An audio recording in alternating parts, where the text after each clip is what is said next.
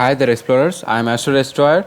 Today's video is about the Python implementation of Foursquare Cipher. So let's start.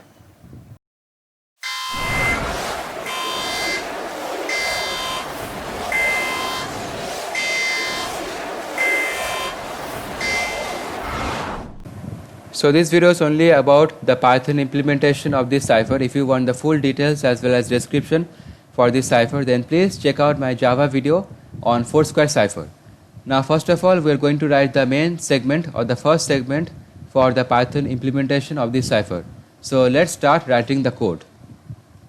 Now first of all, inside the first segment, we have taken the plaintext as well as key1 and key2 as string input from the user, and then we have declared 4 square matrices, each of order 5. The first one is the top left or TL, then we have top right, then we have bottom left, and then we have bottom right. And after that, basically we have stored the specific elements inside each of these square matrices according to the rules as well as norms for this Foursquare cipher by making use of the for loops. Basically this is the first for loop which we are going to make use of for storing the specific elements inside the TL and BR matrix, and the second for loop is going to store the specific elements inside the top right and bottom left square matrix. And after that, we have declared one empty string variable of the name of seq or sequence. So first of all, suppose or imagine that you have a bigger square matrix of order 10. So basically it can be divided into 4 quadrants. The first quadrant or the top left quadrant will consist of all the elements which we have inside the top left square matrix, and the similar will be the case for the other matrices as well. So basically after getting the bigger matrix, suppose, so we are going to store each of the characters present inside the bigger matrix inside the seq string variable. Basically we are going to concatenate each of the characters in a row wise fashion.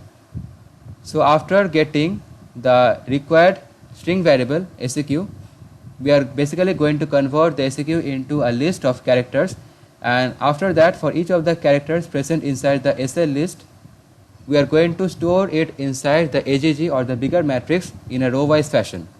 And after that we are going to invoke the encrypt function, and basically we are going to return one encrypted text, and it is basically going to get stored inside the encpt string variable, and later we are going to print the encpt string variable or the encrypted text. And also we are going to do the same thing for the decryption function, where it is taking the input of the list of encrypted text, and finally we are going to print the decrypted text as well. Now come to the second segment of the Python implementation for Foursquare cipher, where basically we are going to write the function definition for the encryption function.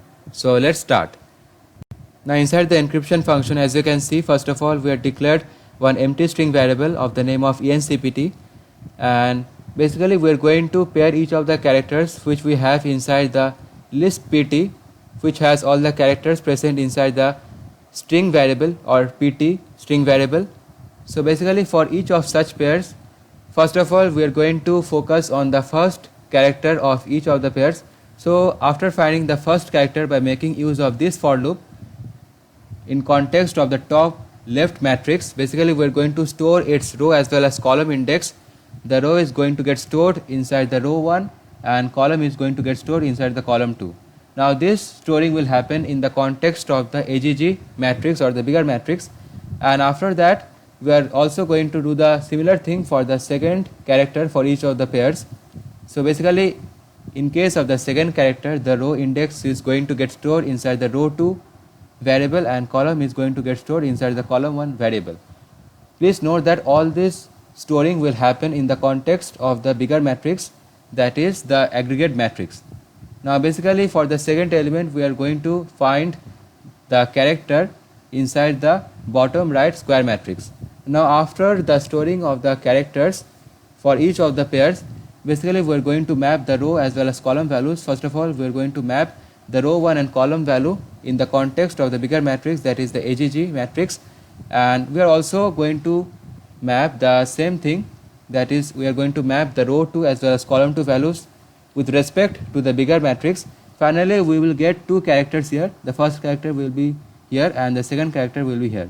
So basically we are going to add or concatenate the 2 characters with the empty encrypt variable which we had declared in the beginning of this function. and after that we are basically going to do the same thing for each of the pairs which we have inside the list of PT or plain text. After the end of the iteration, we are going to return the encrypted text. Now for the final segment, we are going to write the definition for the decryption function. Now inside the decryption function, basically we are going to do the similar thing as we have done in the encryption function, but instead of considering the list of PT or plain text, here we are making use of the list of ENCPT string variable. So first of all, for each of the pairs of characters inside the list of ENCPT string variable, basically for the first character we are going to find the character inside the top right square matrix instead of the top left, which we have done in the encryption function. And similarly for the bottom right, we are going to make use of the bottom left for finding the second character for each of the pairs. And after the end of each iteration, we are going to concatenate the mapped values with the DSDPT string variable which was initially empty, and finally at the end of the iteration we are going to return the decrypted text. Now let's run the code.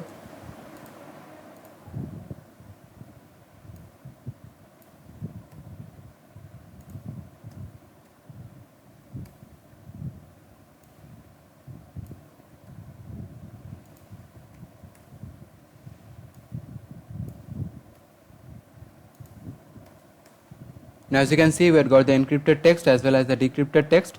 So finally we had accomplished our mission. So that's it from this video, guys. I hope you enjoyed this video. If you enjoyed it, don't forget to give it a thumbs up and also subscribe to my channel for further interesting updates. I'll be back with the C++ implementation. Until then, keep exploring.